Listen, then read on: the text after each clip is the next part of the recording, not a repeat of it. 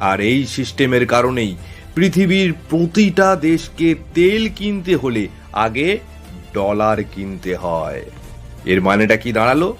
যে আমেরিকার ডলারের ডিম্যান্ড সব সময় থাকবে। এর মানে হলো আমেরিকার ডলারের ডিম্যান্ড কখনোই কমে না, সব সময় থাকবে। তাই তারা চাইলেও টাকা ছাপাতে পারে।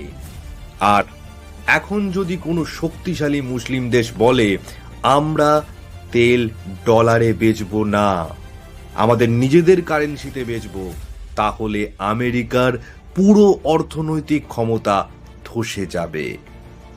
আর ঠিক এটাই হয়েছিল সাদ্দাম হোসেনের বেলায়। সাদ্দাম হোসেন ইউরোতে তেল বেচার পরিকল্পনা করেছিলেন। তার ফলস্বরূপ 2003 সালে ইরাক ধ্বংস হয়ে গেল।